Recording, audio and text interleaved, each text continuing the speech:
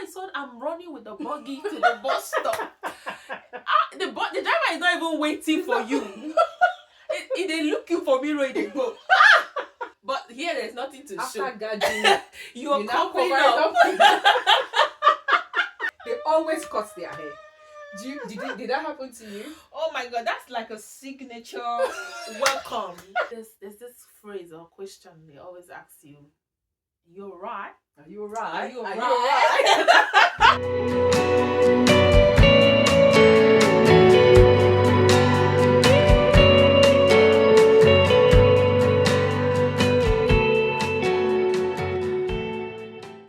Hi, welcome to our very first episode of Candid and Covered, a space where we have real honest conversations about life, faith, fashion, business, and everything in between, staying covered under God's grace.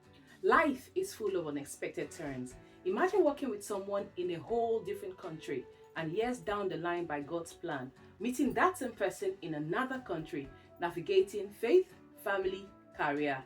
That's the story of my guest today. So guys, go grab a cup of coffee, stay cozy, and let's dive right into this conversation.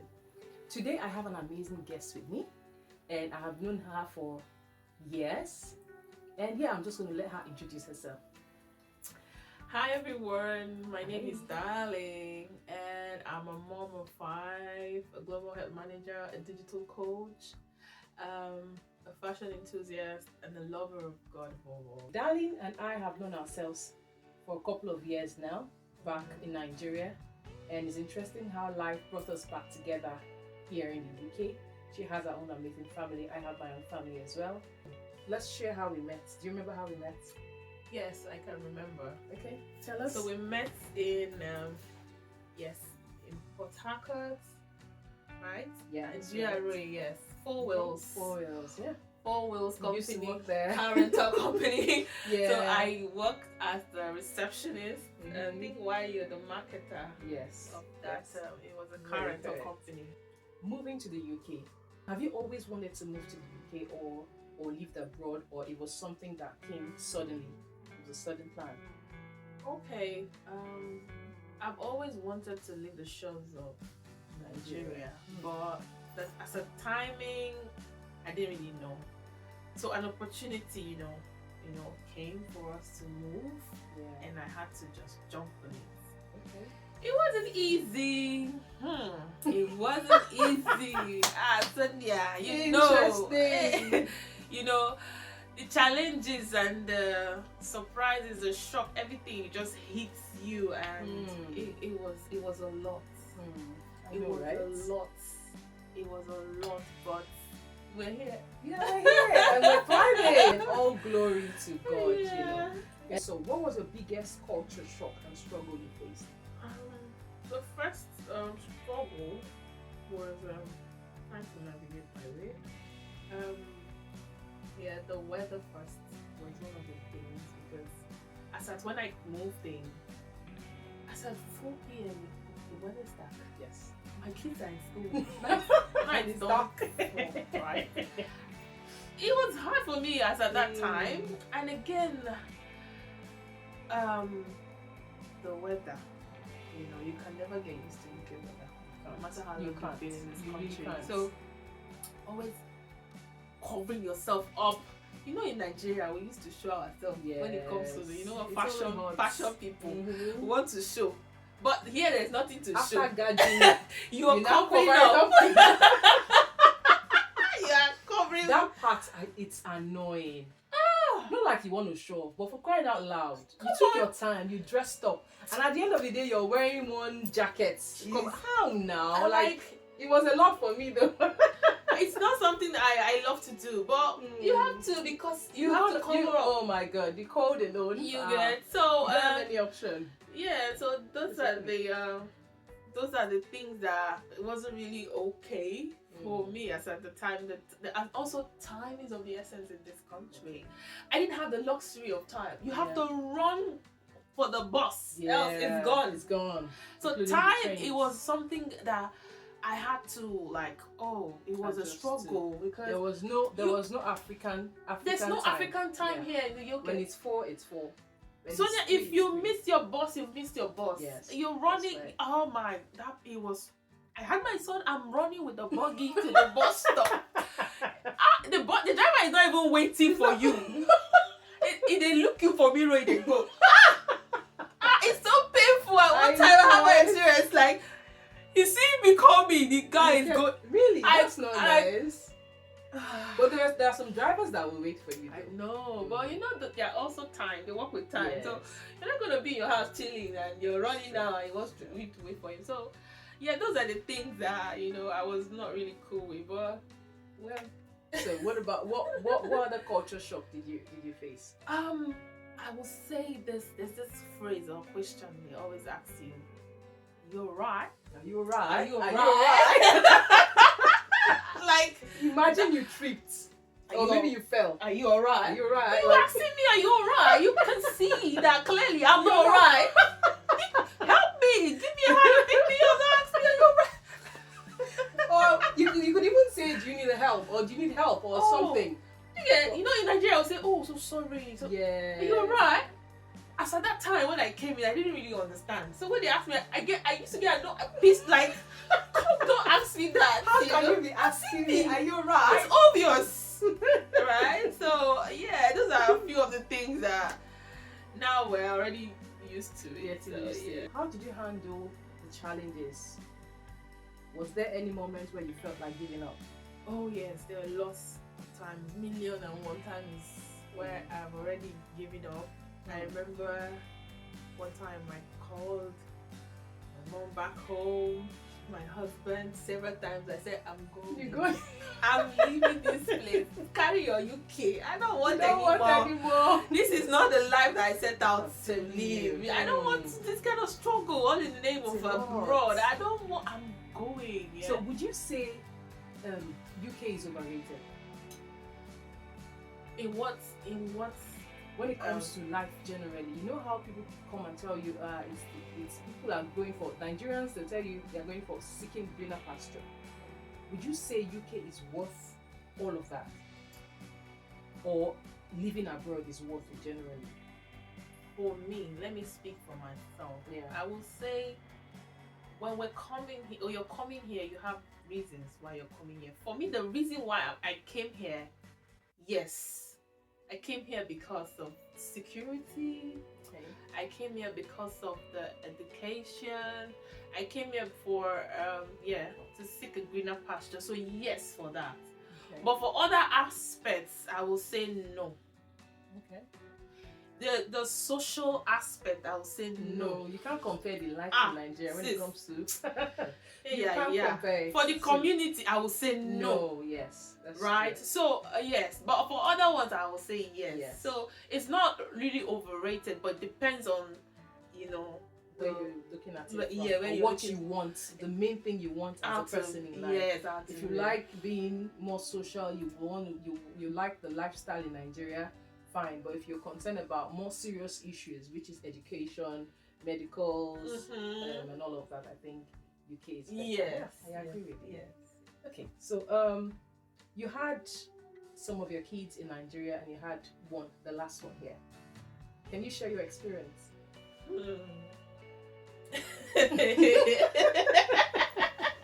God. So now I want you to tell us your experience in the hospital with the midwives compared to your experience in Nigeria in the UK. Okay.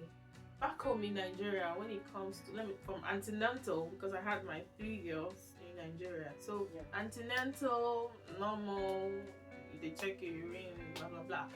But here in the UK, they are very careful, right? They are involved, very much right? They monitor you, the process and all of that, and it's really lovely. Sometimes you just want to go back, but we're not doing that anymore. We don't cross that. So they are involved. If you're in Nigeria, would you still try one more time? No, I'm not. No, you're done. I'm done for now. Yeah, I'm done. So that experience, they're all lovely, they're caring and stuff. Like my experience when I even had my boy, the day I wasn't even ready for it. I wasn't prepared. I didn't take my bag. So I was feeling some kind of contraction. I said, let me just go, because they will tell you whenever you're feeling any funny, just come. And they started monitoring me at that time, and they noticed that my son's heart rate was going down. Okay. So they didn't let me go back. And that's how my husband got my bag. I had my son, and that's another story for another day. So when it comes to Nigeria, a lot of people have their experiences when it comes to delivery. For me, I've not had any bad experience though. Okay. Yes, I've not had.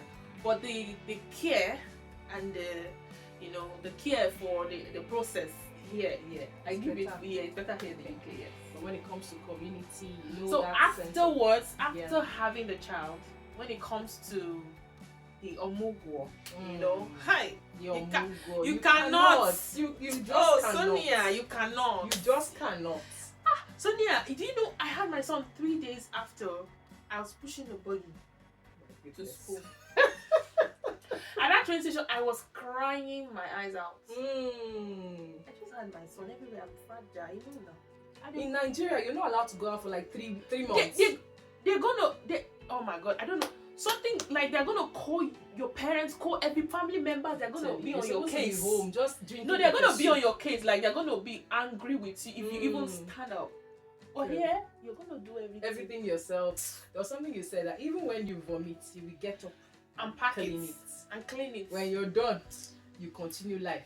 So I was gonna say, I saw this video on Instagram, a girl with a newborn baby who was depressed, who was crying and wailing. Did you see that video? Oh yeah, I did. Okay, so that's one stage most of us went through. I'm speaking for myself. I'm sure you went through that stage as well. God. I came here. You came pregnant. Yes, I came pregnant. How many months? 30 weeks. That's 30 weeks. 8 months.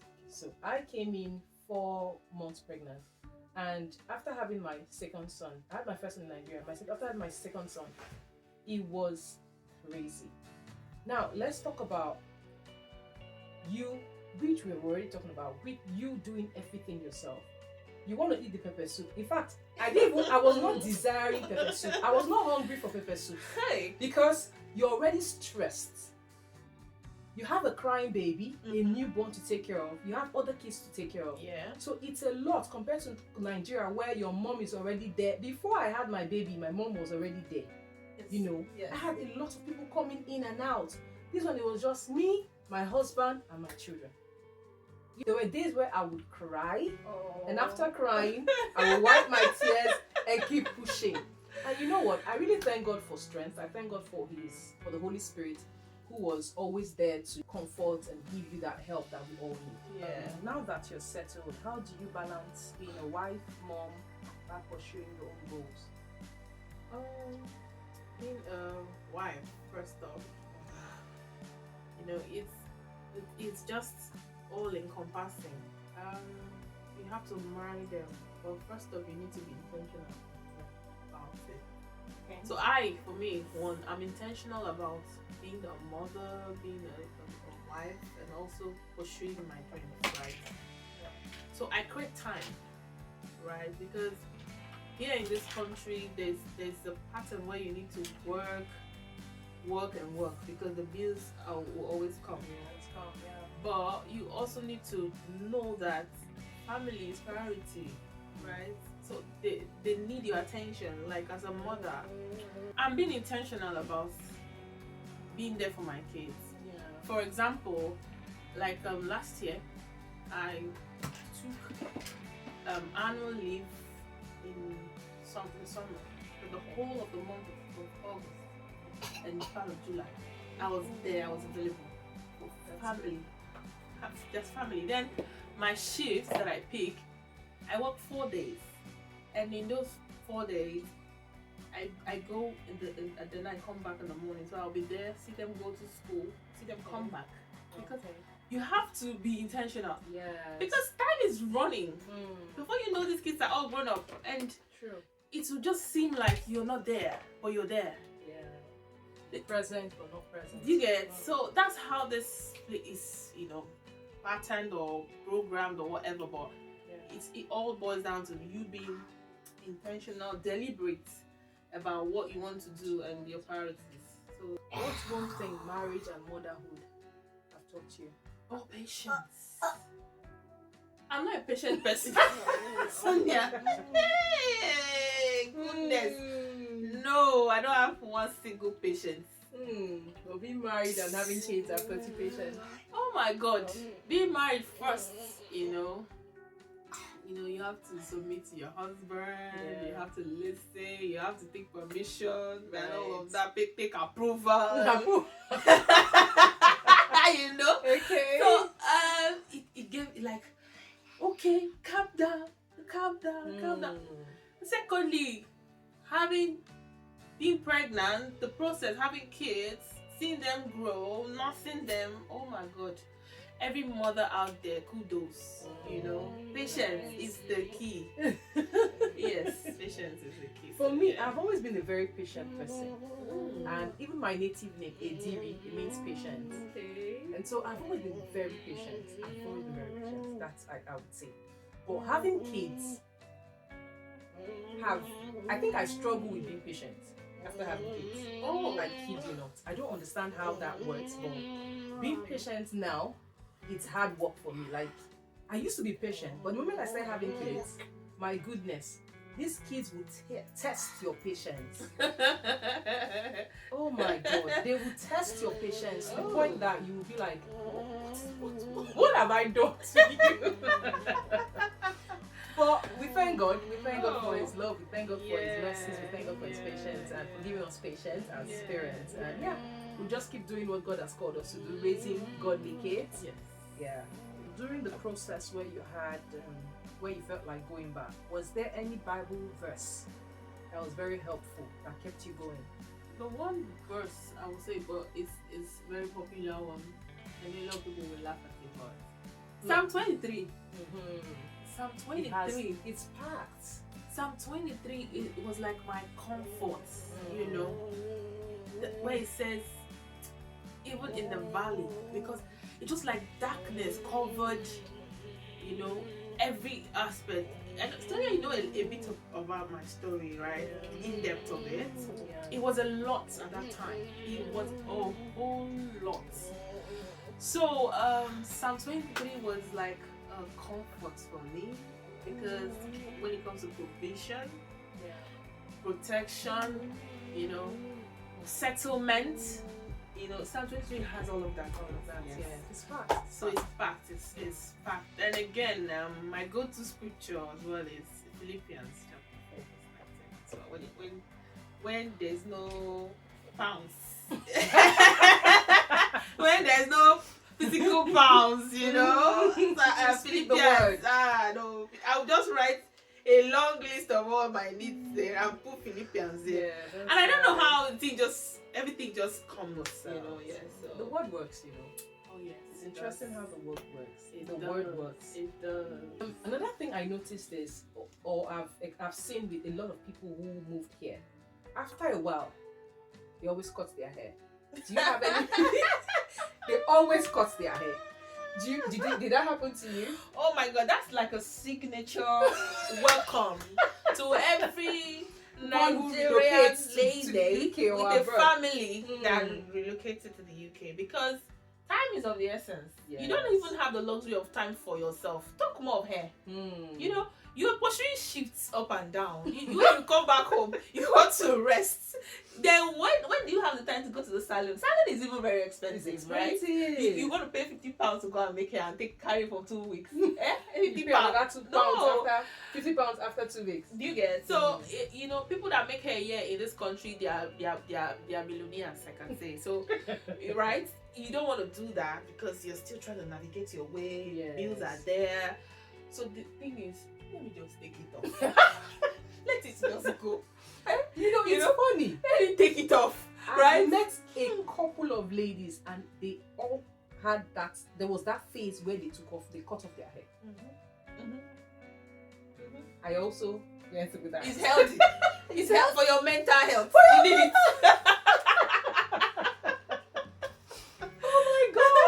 Initially, I was so exhausted that I felt a new look would be. I needed a new look to see myself in a different way. But Lord, but it's interesting how for me, I've always known how to make my hair, do people's hair back in Nigeria. But I had to learn how to do it myself, do it on myself here in the UK, and that has been it has helped me save lots of pounds, I would say. Yeah, so we've come to the segment where I ask her some questions and she has to answer in less than 5 seconds. Okay, are you ready? Yeah, I am. Okay, so jollof rice or fried rice? Jollof rice. Tea or coffee? Biggest UK shock? Are you alright? What's one thing from Nigeria you wish you had here in the UK? Oh, I'm there. Oh, wow. So I've been in the UK for about 6 to 7 years, and I've only attended one Owambe. Ah, No, let's say two. I think I did, yeah, 2 Owambe. you have gone to me, no one. No, are you? Where is the party at? My goodness. Please, oh. I should invite you. I've only attended 2, and I miss it so much. Oh Like my weddings, God. where is the party? Oh Where is my it happening? God. We need to dress up and look good and attend parties. I miss that. So, Yeah. meanwhile, in Nigeria, you have parties like every weekend. In one weekend, you can go to like 5 weekend. parties. You know, you can just stop by, right? Okay, so if you could meet a Bible character, who would it be? Abraham.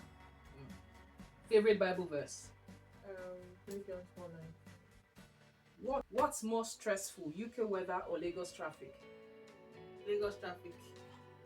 For me, I think it's UK weather. I'd rather be in Lagos traffic than be in the UK weather. No, I disagree. Okay, I so disagree. I disagree. why? Because it's frustrating, first off, to be in traffic. Because you're planned out, leaving the house already, you have where you're going. Yeah. And now you're stuck. Yes. You're not getting to where you're going. You're there, it's heated, there's noise, so many things are going on. Sometimes they even steal there. People rob people. Yes, Yeah, especially in Lagos. So But traffic.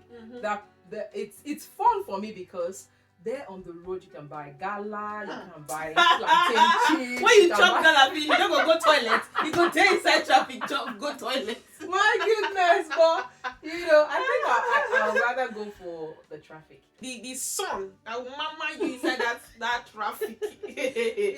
You will sweat out your makeup. Oh my god. So how can I now go and say no? This weather I will wear coat. I will on heater, right? I will make sure I'm okay. But no. Okay, one fashion mistake you will never make again. Oh, wearing winter jacket on top my native.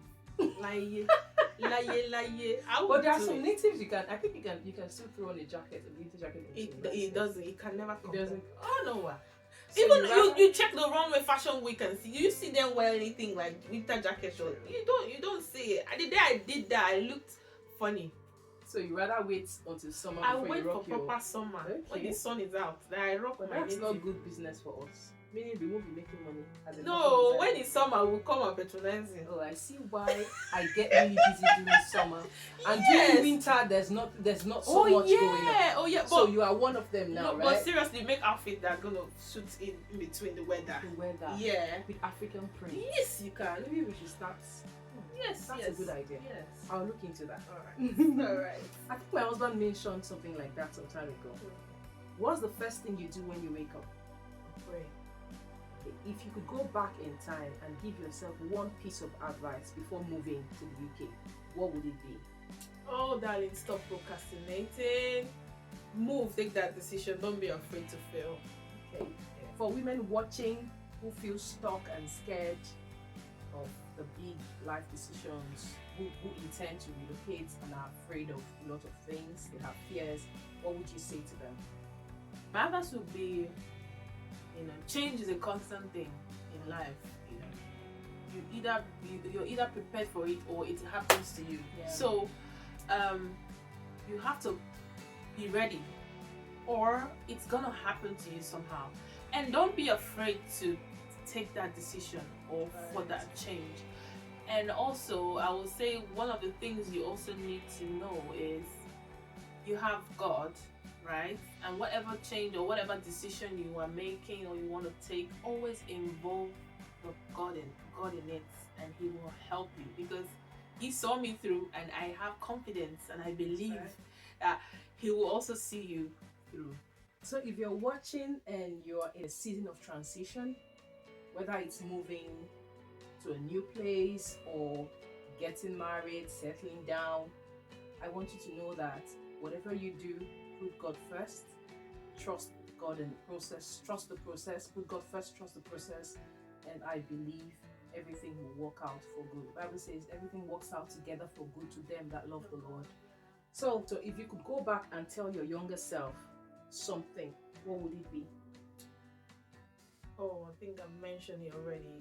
Like, don't be too scared to take that decision, right? Because time is of essence, and change is a constant thing. Yeah, you're always gonna change. You're always gonna navigate. So, make hay while the sun sets. Yeah. Anyway, thank you so much, darling. It was fun having you on this very first episode. I'm glad you were able to make it. She actually called and said she wanted to come spend time with me, and I said, you know what? Let's take advantage of this. You know, everyone gets so busy in the UK, and when you hear that darling wants to come spend time with you, come on, you have to take advantage of that because you don't know when you're going to get that again. Oh my God. So, darling, it was so much fun having these conversations with you. I hope you had fun as well. Thank you so much, everyone, for watching this episode. Let's continue the conversations in the comment section. Don't forget to like, share, and subscribe to my channel, and I'll see you in my next one. Bye.